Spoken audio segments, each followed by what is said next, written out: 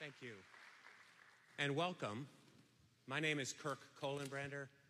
I'm Vice President and Secretary of the MIT Corporation. Thank you all for joining us here today for what I think will be a wonderful conversation between President Reif and Sal Khan. And we'll follow that conversation with a time for Q&A with all of you.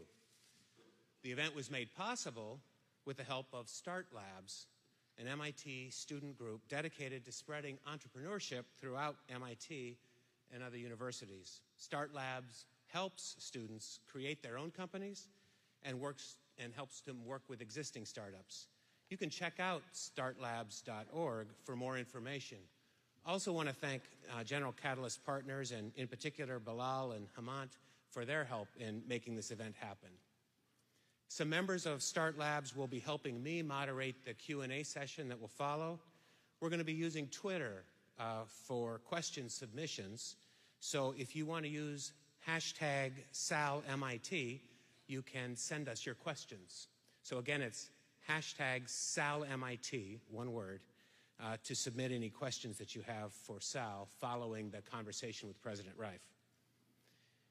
We're fortunate to participate in a conversation between those two gentlemen. Let me introduce them to you very briefly. President Reif is concluding his first year as MIT's 17th president. Prior to July 1, President Reif served as MIT's provost for 7 years, and in his final year as provost, we saw two major announcements for MIT on the future of online learning. The first was the launch of MITx, and then of edX, a partnership founded by MIT and Harvard University. For Sal, I first met Sal Khan in the summer of 1997, the end of his junior year at MIT. He was a participant at MIT Leadership, which is a leadership development program that we run each year for approximately 60 MIT undergraduates. The following year, he and I worked closely in a seminar that I ran, and it gave me the opportunity to see the extraordinary creativity and commitment that Sal brings to his work and to his life. Sal graduated the next year in June of 1998 with 3 MIT degrees, 2 SBs, one in mathematics and one in EECS, and an MEng in EECS. And since he was the senior class president at the time, he had the privilege of receiving those 3 diplomas from MIT's commencement speaker that year, who was the President of the United States, Bill Clinton. I mention that because it was just 14 years later, last June, that Sal himself was MIT's commencement speaker. He stood at the podium on Killian Court and talked with our graduates and their families about his career path since MIT that first took him to Silicon Valley as a technologist and then as a hedge fund analyst following an MBA at Harvard Business School. But it was what he did next that put Sal on our commencement stage last June and on this stage today. In 2004, in a side project, Sal began tutoring his young cousin in math, communicating by phone, and using an interactive notepad. Others took an interest, so Sal began posting videos on YouTube. You all know the rest. Demand took off, and in 2009, Sal quit his day job to commit himself fully to the not-for-profit Khan Academy. According to a Forbes article last November, over the past 2 years, the more than 3,400 Khan Academy videos have been viewed more than 200 million times. The site is used by 6 million unique students each month, who have collectively solved more than 750 million problems. That's about 2 million a day. And the material, which is provided at no cost, is formally or informally part of the curriculum in 20,000 classrooms around the world. Sal was naturally a keynote speaker at a summit meeting entitled Online Learning and the Future of Residential Education that MIT and Harvard co-hosted about 8 weeks ago. That summit brought together academic and other online learning experts to consider the opportunities that exist for efforts such as MITx and edX. 60 Minutes recently profiled Sal. Let's watch a brief clip to help complete my introduction of Sal Khan. Here we go. Take a moment and remember your favorite teacher. Now imagine that teacher could reach not 30 kids in a classroom, but millions of students all over the world. That's exactly what Sal Khan is doing on his website, Khan Academy. With digital lessons and simple exercises, he's determined to transform how we learn at every level. One of his most famous pupils, Bill Gates, says Khan, this teacher to the world, is giving us all a glimpse of the future of education. It all started in 2004, when Sal Khan was working as a hedge fund analyst in Boston, and his cousin Nadia, a 7th grader in New Orleans, was struggling with algebra. He agreed to tutor her remotely and wound up posting lessons on YouTube. They helped Nadia, but then an odd thing happened. Total strangers started using them too. I started getting feedback like, you know, my child has dyslexia and this is the only thing that's getting into him. I got letters from people saying, you know, we're praying for you and your family. That's pretty heady stuff. You know, people don't say that type of stuff to a hedge fund analyst normally. So in 2009, Khan quit his job and, working from a desk set up in his closet, devoted himself full-time to Khan Academy. It's a non-profit with a simple but audacious mission: to provide a free world-class education for anyone, anywhere. If that goal sounds far-fetched for a guy working in his closet, consider what happened next. There's a website that I've just been using with my kids recently called Khan Academy, Khan. Just one guy doing some unbelievable 15-minute tutorials. I was like, those videos for Nadia, not Bill Gates. I have to take a second look at some of this stuff. That's right. Bill Gates, one of the smartest and richest men in the world, was using Sal Khan's free videos to teach his own kids. That was just 2 years ago. Today, with the help of more than $15 million in funding, much of it from the Gates Foundation and Google. So if we get rid of the percent sign, we move the decimal over. He's amassed a library of math lectures. 12 plus 4 is 16. Starting with basic addition and building all the way through advanced calculus. We're taking the limit as delta x approaches 0. It's the exact same thing. But he's not just a math whiz. He has this uncanny ability to break down even the most complicated subjects, including physics, biology, astronomy, history, medicine. In just a couple of years, he's gone from having a few hundred pupils to more than 4 million every month. Has it sunk in to you that you are probably the most watched teacher in the world now?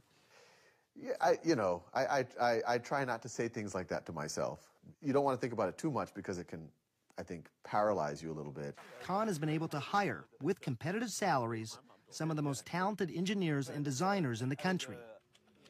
The Khan Academy office has the intense vibe of a Silicon Valley startup. The team is working to create software they hope will transform how math is taught in American classrooms. Khan Academy has created a dashboard so teachers like Courtney Cadwell can monitor each student's progress. So right now they're all working on things, and you can see that real time. Yes. So as you sit here and look at the dashboard, you see how the students are doing individually, you see how they're doing as a whole class, Yep. and you can figure out who you need to help. Exactly. And here I can track their progress over time. I can see who's rushing ahead, who's lagging behind. I can see if they begin to stagnate. A blue bar indicates a student knows a concept. Orange, they're still working on it. But if a red bar pops up, Is kind of the red flag to tell me, hey, it's time to step in and intervene. And I can see Oh, so you can see not only that it's red, but specifically what the what problem they is. missed, and you can see the number of seconds they spent on each problem. Eric Schmidt, the pioneering chairman of Google, says he's seen a lot of failed attempts to integrate technology into education, but says what Sal Khan is doing is different. Many people think they're doing something new, but they're not really changing the approach. Whereas with Saul, he said, what we're going to do is not only are we going to make these interesting 10-minute videos, but we're going to measure whether it works or not. He was the guy to sort of make this happen. Why do you think it was him and not some person who was an educator or who had a background in this area? Innovation never comes from the established institutions. It's always a graduate student or a crazy person or somebody with a great vision. Saul is that person in education, in my view. But no matter how big or how successful Khan Academy gets, Sal Khan promises he'll never put a price tag on it. The for-profits have to mold themselves much more to the education establishment than we do. As a not-for-profit, we're just like, what's our mission? To educate children as well as possible. I've said it enough times, and it's in our mission statement, a free world-class education for anyone, anywhere.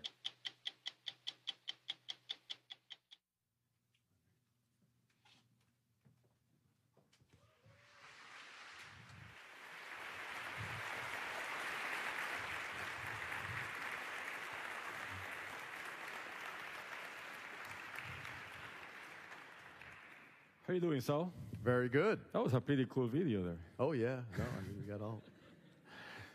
Just want to start by thanking you for being with us, Sal. We're really honored and delighted to have you here. So, look, I spent the whole night thinking about the toughest questions I can ask him. So, why don't we start? Let's go. So, you were an undergrad and a grad student here at MIT. So, how has that influenced you? What did you take out of being here those years? Yeah, no, I mean, it influenced me to. I mean, I'm probably speaking for a lot of the folks here. I mean, I went to kind of a standard public high school in Metairie, Louisiana, and you know, I was the first person I believe, from my school to ever go to MIT, and it was, you know, one, incredibly intimidating when you come here, but incredibly exciting at the same time. Where you come here and, you know, some of the stereotypes are true. I mean, the people here are incredibly smart, incredibly hardworking, incredibly. The professors, particularly. Yeah, I'm talking about the professors, of course. Yes. Yes. But I think some of the stereotypes don't hold true. I found that this is one of the most warm places ever. And I really felt like I was coming into a community. And, you know, I'll tell you, you know, within a week of showing up on this campus from Metairie, Louisiana, it like opened my mind. It opened my mind to what was possible. You know, you meet students, grad students, professors who don't think in terms of, you know, how do I tactically solve the next small problem? They're solving big problems. They're not afraid of it. I mean, most of the world, if you say you want to tackle a big problem, right, well, you're crazy. But here, you know, you just bump people in the hallway, and that's where they naturally think. They naturally think in kind of the grandest terms. So there's that. I mean, I think this is an intense place. I mean, there's no, you know, sugarcoating that. But that intensity, I think, forms really strong bonds between the people here. And it really, you know, half the time you get a project at MIT, you're like, I'm not going to be able to do that by next week. That's crazy.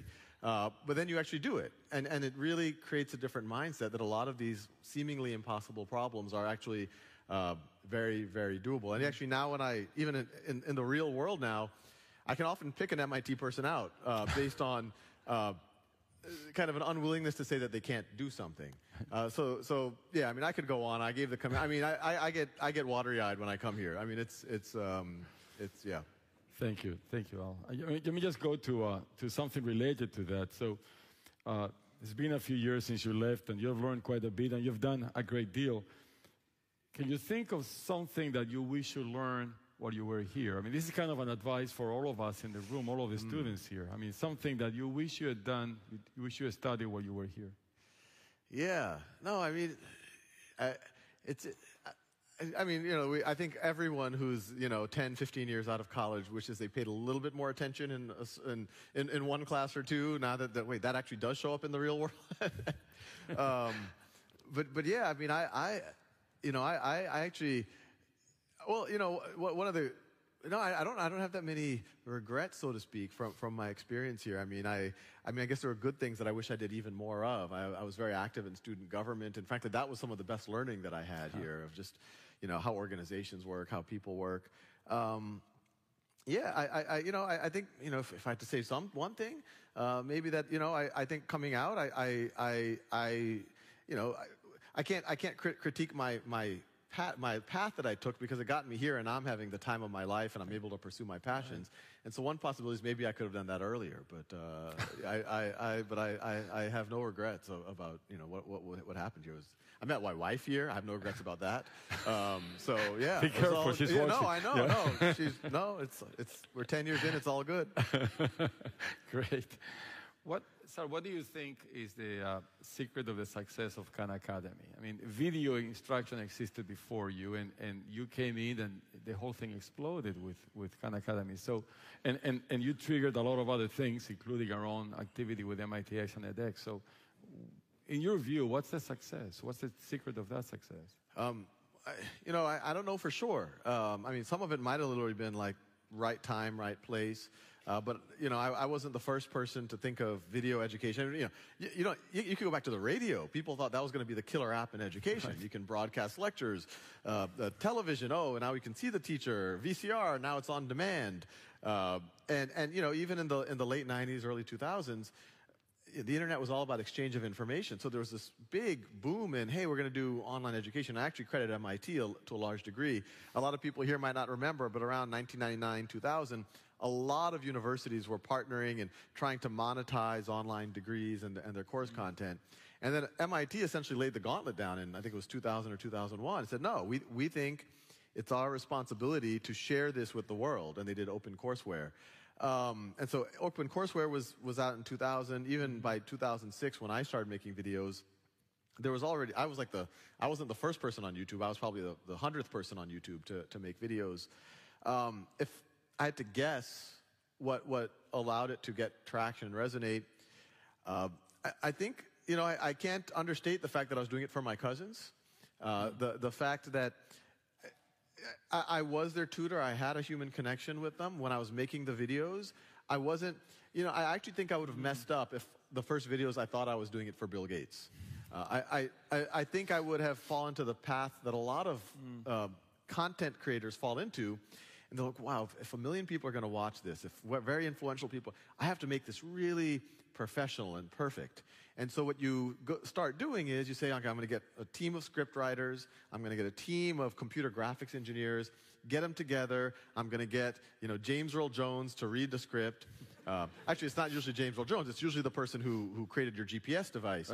And the end product, you'll see these CGI molecules, and you'll hear the next step in photosynthesis is when the mitochondria, and it sounds like your GPS device. And it's not like something that you can connect with. It looks professional, but it doesn't feel very human. And, some of those early videos, I thought is literally for my cousins. I go, a minute into a problem. I was like, wait. Okay, I had the wrong intuition here. Let me back up. And I left it in there. I said, no, this is just for Nadia, Armand. Armand's coming next year, by the way. He's the second student of Khan Academy. Very, I'm making sure he has some friends when he shows up. But I think that created a human connection. The other people who found it said, hey, this is some guy. Like, it sounds like he's talking to his cousins, because he was talking to his cousins. So very conversational, very focused on intuition. I mean, one thing that I felt growing up, and I think this is probably true of a lot of people at places like MIT who have done well in math and science, is that we, early on in life, were very obsessed with understanding it at a very deep level. When the teacher taught us in second grade how to regroup or borrow, we weren't happy with the algorithm. We just said, wait, why does that work? How can I borrow a 1 from the 8 and make it a 10? Why does that work? And we were answering those questions for ourselves the whole time, not realizing that it was going to pay huge dividends when we get to high school and when we went to college. And for my cousins, I saw that a lot of them might have been missing that in their education, and I was trying to give them that intuition, these connected things between the concepts. So it was that. I think it just might have been the sheer amount of content that, hey, this guy helped me through algebra. He's got trigonometry videos too. Hey, wait, he's got finance videos and whatever else. So I don't know. It might be all of the above, a word of mouth. I think that's a good lesson. You just described something interesting, which is how you did the videos talking to somebody. Mm-hmm. So the receiver is actually feeling that you're talking to that person. That's a very unusual. That's a very good explanation. You have said several times that you will only make Khan Academy videos if you have an intuition about how to teach that concept. So can you tell us more about that? And does that limit you? It does limit. I mean, I will say that there are several topics where I was like, well, this is a topic that a lot of people need to understand. I don't have an intuition today, so I can't do it. But let me spend a week just immersing myself. Sometimes I'm successful, and I say, wait, it's clicking. I can start to draw the connections. I can call up some friends who can help me draw those connections. But sometimes I fail. So for me, I won't make video unless I'm excited about making the video. So one, I have to feel like, wait, I finally get this subject. And organic chemistry was one of them. The first pass, I kind of was able to do it. But I said, look, if I'm going to start making organic chemistry videos, I have to really understand general themes and patterns and intuitions here. And that one, it did click. But I'm still working on quantum physics, and I might have to get some other folks to help. I guess some people have said there is no intuition. But anyway, But yes, so I think that's key, and I think it's also key to really enjoy the subject matter. You know, whenever some people ask me, what's your favorite video? It's like the one I'm about to do. That's the one where my mind is. I'm excited about it. Right now I've been doing a lot of history videos. In my mind, history is the most exciting thing, and it is, that I could be doing. And, you know, earlier today someone asked me, well, you know, what do you do to prepare for a video? And I make sure I understand it at a deep level. I make sure I'm a very visual person, so I try to visually, that's why the diagramming always appealed to me. I always wanted to diagram things. But then I'd say, look, before you make a video, force yourself to smile and force yourself to laugh. And if you do those two things, that energy is going to carry off into the video. Let's talk about the impact that the Khan Academy may be doing and other outgrowth of that activity to the classroom environment. Do you think we'll ever have a chance or an opportunity to actually change what we do in the classroom? Do you think that would ever happen? And you know, we're trying to do experiments like that. And if that were possible, what will the role of the teacher be in that future? Yeah, well, you know, the answer, I mean, to some degree, you guys are part of that answer. You know, we started off in 2010 with our first funding, and a local school district reached out and said, what would you do in a math classroom? We said, hey, lecture can happen at students' own time and pace. And this is coming from a guy who made a bunch of lectures. We said, look, we think lecture is not the most important part of the learning process. The most important part of the learning process is problem solving, peer tutoring, doing things with your hands. So the classroom should be about working at your own pace, peer tutoring each other, the teacher sitting next to students, leading students through projects. And so we've started to see these ideas in you know, not more than a handful now of classrooms around the country mainly, but even around the world. And what's exciting is this idea. You know, I've given talks to groups of teachers, faculty members there. No one has actually pushed back on that idea. No one said, no, I think the lecture is the most important part of the learning process. No one has said, oh no, I think all students should learn at the same pace. Never gotten pushback on any of these things. And so hopefully we are, and this idea isn't, it's an old one, this, you know, mastery-based learning, self-paced learning. It's hundreds of years. It probably predates our current school system. And so I'm hoping that we are a catalyst for this to become a more mainstream idea. And, you know, in my opinion, MIT and Harvard and MITx, HarvardX, edX, the reason why it's exciting for a bunch of reasons. One is just dissemination of information, courses, whatever. But if MIT changes what happens on this campus, if Harvard changes what happens on their campus, and the lecture hall over time is not the main focus of a classroom, then MIT and Harvard are defining what excellence is for the rest of the world. Every engineering school in the country looks at MIT and says, what should we look like? The minute you guys say, yeah, we're not giving lectures anymore, I think in 5 years, you won't have an engineering school in the world that gives lectures anymore. As soon as that happens, the high schools say, well, what is excellence? They look at universities like this, say, well, gee, that's the best in the world. We're doing something different. And then they're going to emulate. So I think it'll be from both directions. We're kind of the bottoms up, one teacher at a time. But, you know, there's 30,000 classrooms using Khan Academy now. But you guys are the, you know, everyone wants to wear the jeans that, you know, Jennifer Lopez wears. And that's the kind of, I don't know if that was a good analogy, but that was, yeah. I don't know if it's, you mentioned self-paced learning, Sal. So, you know, I've heard people who are critical of this kind of stuff that we're trying to do, and they say, well, that just really works for motivated students. So what do we say to that? What about everybody else? Yeah, you know, when I started doing all this, and I was making these resources for my cousins and these exercises and learn at your own pace, I kind of was in that camp. I was like, you know, this is going to work for someone who really wants to learn. I was imagining a 12 or 13-year-old version of me, or frankly, probably most of the people in this room. My cousins were having trouble with a few concepts, but they were motivated. But what we found is, if you let students work at their own pace, and initially, and this is, you know, going back to the last question, we're not saying, when we say learn at your own pace, we're not saying learn by yourself. It's in fact the opposite. Right now, when everyone is learning together, it's actually very isolating. You could be in a room of 300 people, but you actually don't talk to them. It's actually just about you. You know, maybe if you've got some good friends right before finals, you'll have a study group. But during the classroom, it's just about you. You're alone. The professor's way over there. And so when we say learn at your own pace, it's not learn by yourself. So you're in a classroom. Other people can help you if you have problems. The teacher is there. And, you know, I inadvertently sat next to Wendy Kopp of Teach for America a couple of months ago. And I asked her, you know, what is the determinant of your really good teachers? And she said, you know, it would surprise you. It's not the best lecturers. I mean, that's helpful if they can organize information and lecture it. Our best teachers, the ones that consistently move the dial, are the ones that form bonds with students and change the students' mindsets, that coach them to say, look, this is about you and your responsibility of your own learning. I'm here to help you. And so, in my mind, it's not about being alone anymore, and the role of the teacher becomes far more valuable in this world. I think that's an important message to convey. Now, you mentioned at 60 Minutes about your decision to make Khan Academy into a not-for-profit. That's not a trivial decision. Just think of it. Khan Academy could be worth a ton of money today. I could be dressed a little bit better. Why did you do it that way? I'll say, and it was kind of a, I mean, there was a bunch of things going on.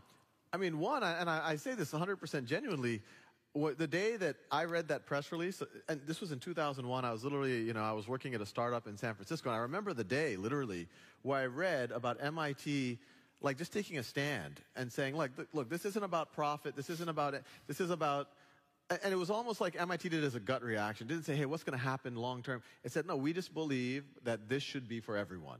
And it did it. And frankly, that was like one of the most proud days of my life. That I was like, wow, I love being part of this community. And when people started to approach, and obviously this started with me not thinking. I wasn't, I used to go to dinner parties in like 2006, 2007, and show what I was doing to my friends. And they're like, oh, but how are you going to make money off of this? I was like, no, this is just a hobby. I mean, I have a job. They're like, what's the business model? I was like, no, there is no business model. I mean, I just want to do this. And they're kind of looking, my MBA friends look at me a little suspiciously, like, what happened to Sal? But I was getting so much emotional reward from these letters people were sending. I mean, even today, several of the students here said, Khan Academy helped them get into MIT. I mean, that's better than anything. And so in 2008, there were some venture capitalists that reached out, very good people. But something, the first conversation was always a good one. It was, hey, look, we can give you funding right now. You can quit your job. You can do this full time. We'll always keep this free. And then we'll figure out how to monetize it. It would be a business. But meetings 2 and 3 did get, they weren't bad ideas, but they just didn't feel right to me personally, which is, hey, well, how about, the algebra stuff is free, but your SAT prep, because that's high value, we can charge for that. Or how about the accounting stuff we can charge for? Or how about we put ads only in this part of the site? And one, that felt a little bit, I didn't feel good. And then on top of that, and that forced me to really think it through. I mean, my day job was a hedge fund analyst. All I did is I talked to people about their capital structure, their motivations, who their investors are, what's that making them do. And I thought about, well, and this was delusional at this point. I mean, I was one guy, not even full-time operating out of a closet yet. And I said, well, what's a home run in the for-profit sector? Well, a home run is you grow incredibly fast, and that's good. A lot of people will use the content. And that you either get acquired or you IPO. And both of those things weren't so clear to me as positives. If you get acquired, what are they going to do with the content? Maybe if I'm the owner, I can control it, but what are they going to do? Maybe my kids inherited it. What are my spoiled kids going to do with all of this this content? They might sell it off or do something. If it gets acquired, it might get put behind some closet someplace and no one ever sees it. And then I thought about, well, what's a home run as a not-for-profit? And thinking of a home run as a not-for-profit is a little bit more of an epic thought process. She's like, well, a home run is, gee, maybe this could be, maybe 100 years, and this was really delusional. This could be like another MIT. This could be like another Stanford. Maybe my great-great-grandkids could use this. Maybe in, 500 years, people could still use Khan Academy. And I actually did some there are no institutions other than not-for-profits that have been able to stay true for their mission multi-generation, multi-century. And that just felt more epic and more cool, maybe able to reach more people. And so that was kind of the initial thinking. Boy, Sal, with all those answers, let me tell you, we're very proud of you. No, I'm very proud of you. You're doing very good yourself.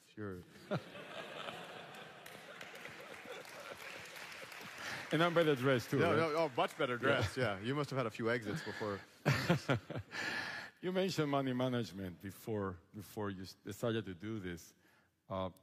Did you experience any culture shock? You were spending the day thinking about money, and then the evening thinking about not money. Yeah. And eventually you jumped.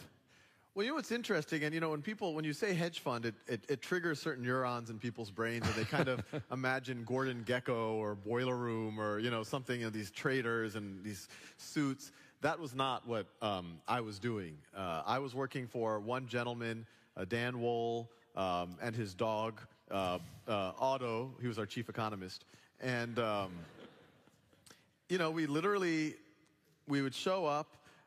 We would have a bunch of calls scheduled with a bunch of companies of different, one could be an egg producer, the next would be a software company, the next one would be a railroad, next one would be, a retailer, a mall-based retailer. And my job was, and I don't think this was very traditional for a hedge fund, and every hedge fund is different. My job was to lead that conversation.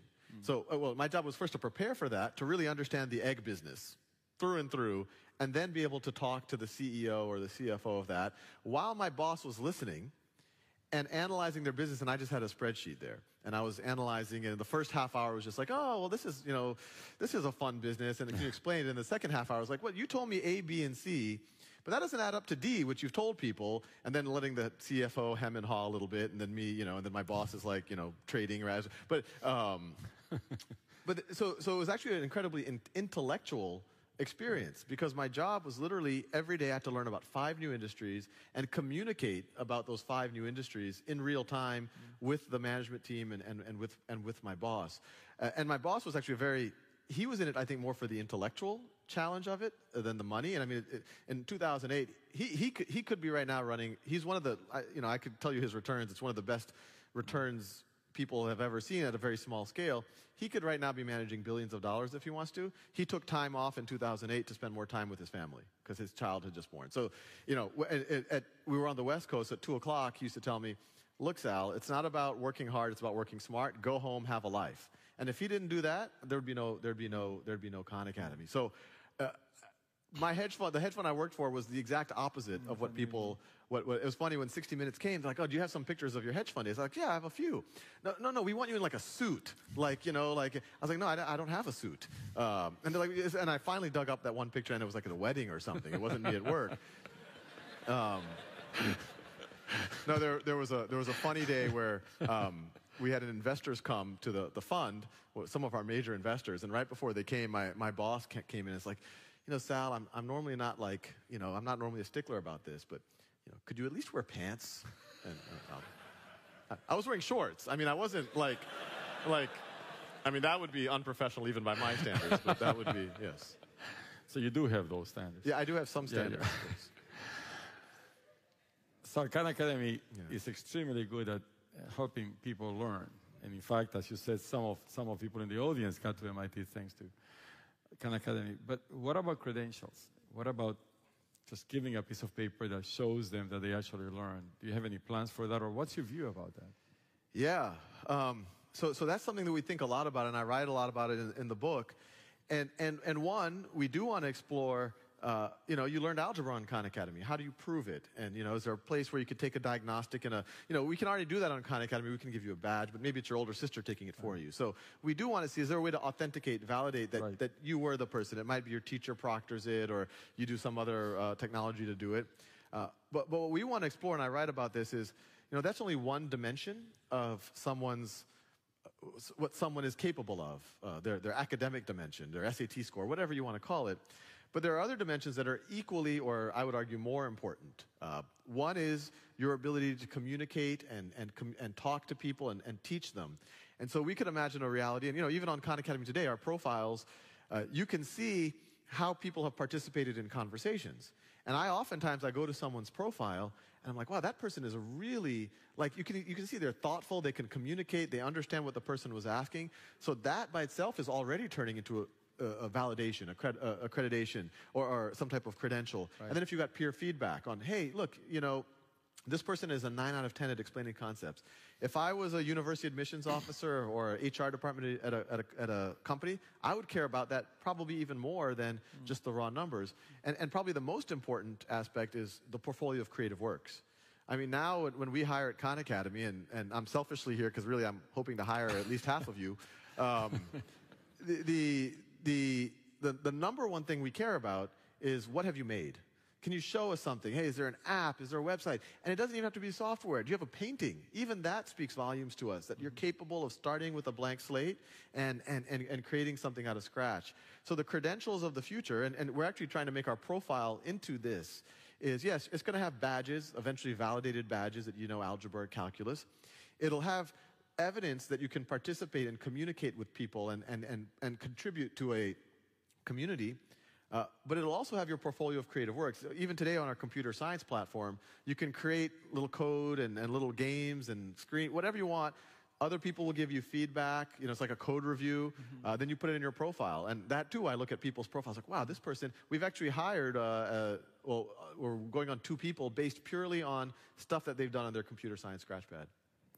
I'm looking at the time, and it looks like I only have time for one more questions before we get questions from other people, for the audience and alumni. You know, you mentioned edX and the online movement and MITx and what we're doing. And how do you imagine a future in which what we're doing in higher education coexists with Khan Academy? How do we help each other? How do we do things that helps society? And what's the impact of all these that you think will have in higher education? Yeah, you know, and actually our team was just visiting with edX just right before this. Are you doing any good? What was that? Are they doing any good? I think they're doing a lot of good. Yes, absolutely. And I mean, I think there's a million ways that we can work together and really push you know, our mission is a free world-class education for anyone, anywhere. That's edX's mission. We're not for profit. edX is not for profit. We want to be a catalyst for rethinking how classrooms are architected. edX is a catalyst for rethinking how classrooms are architected. So I think there's a lot, you know, edX is right now primarily higher education. We're right now, the meat is still, I would say, in K-12. We have a little bit in the early university level. But I think there's a very natural transition where, you know, students learn on Khan Academy. Are you ready now for an edX course? Maybe you earn something on edX. Maybe that could become part of your Khan Academy profile.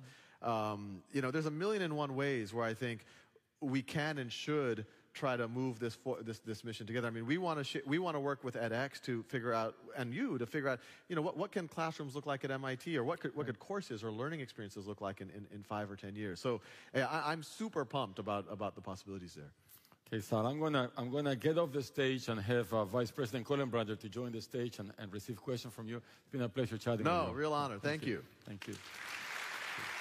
Thank you. Have a look cool like me? Please sit down. Yes.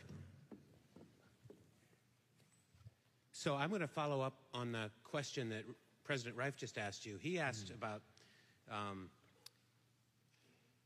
the Khan Academy and edX coexisting.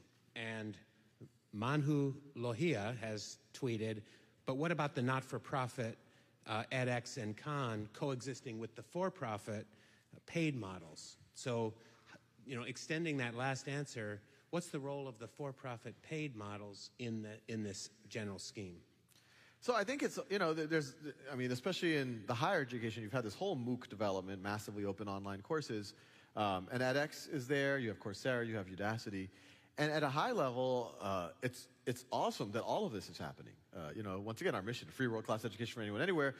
It looks like that's what everyone is doing right now. So I think that's positive, and the more people that have access to this, the better. So I think it's definitely going to be a model of coexistence. I do think once you start getting into more, for lack of a better word, sensitive areas, you're collecting people's data. This is sensitive data. This could be data that determines whether they get a job or not. This is data on, you know, what their ability levels are on. You know, things like credentials. We haven't seen. I mean, it's funny. Even back in my hedge fund days, I talked to a few of these publicly traded for-profit universities, and they talk about all the things that they're doing. That, you know, and I can't judge them. I mean, I haven't been there. They're also very proud about their analytics at recruiting students and getting student loans, and you know, they've obviously gotten into trouble for that. But then I often ask a question, if I really want to put it on the spot: are you sending your kids to this university? And they're like, no. Where's your kids going? You know, Stanford, MIT, you know, whatever. And when the CEO of an organization does not want to send their kids to that organization, then that's a. And I'm not saying that that's happening in the for-profit MOOCs. I think the for-profit MOOCs are much more They have a more altruistic mission, but when you have investors, and I saw this at hedge funds, when you have investors, they do want a return, and they will give you a free pass for 2, 3, 4 years, but they won't in year 5. And if they don't you don't agree with them, you might go. So I hope that the for-profits can stay true to the altruistic spirit. I'm not sure whether it'll be able to be maintained, and whether they might not get tempted by, hey, we need to pay our bills. Let's sell this data to a telemarketer. We need to pay our bills. Wait, these people are going to acquire us. Who cares if their other business are X, Y, and Z? So I think those are just some of the dangers that have to be looked out for. Indeed, and for the record, the Kohlenbrander family are big users of Khan Academy. Oh, very, very good. So you mentioned in an answer to a question that President Reif asked you, I think you said that 5 years from now, there won't be engineering lectures at MIT. So what will there be? I think, did I say that just now? I think you did. I think I said if there aren't. I'm not in the position to make that declaration. It didn't. The other gentleman who's sitting in your chair is. On Twitter, quite like when you talked about J-Lo's jeans. Okay. The screen just went crazy. No, well, if that happens, yes. And what I believe it should be replaced with is, I think MIT, and actually, Olin College, I think they're really pioneering some of this, and I personally would love to see MIT move in this direction. Everyone here is a creator. I mean, I cringe when someone says, I'm not good at engineering, I'm creative. And you're like, what is engineering? Engineering, by definition, is creating something that has never existed before. There is nothing that someone can major in that is more fundamentally creative. I mean, I read a book like, we need less engineers, we need more inventors. Like, what is an engineer? An engineer, by definition, is an inventor. It's the most creative thing that you can do. But I think it would be amazing if MIT could move in that direction, where when you graduate, I mean, you could have some credentials, I know signal processing, I know circuits, and whatever else. But the really valuable thing is, what did you make? And even today, when we're interviewing candidates from MIT, from Stanford, from top engineering schools, if you get a high GPA, and, that'll get past the resume screen. But what really we find intriguing, and we don't really care where you went to, if you could send us some links to some stuff you've made, if you walk in the door and you can show us something, that's what sells us. And I think in the future, that's going to sell more and more people. And so I would love MIT, instead of you go to a classroom with 300 people, and I know that only the introductory courses are more in that way, but even some of the later ones are still lecture-based.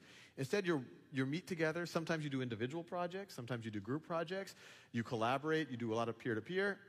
If while building your robot or composing your sonata or whatever it might be, you say, wait, but I need to understand, your professor will walk up to you. It's like, oh, well, this problem's been solved. Go talk to the signal processing guy over there. You're like, oh, really?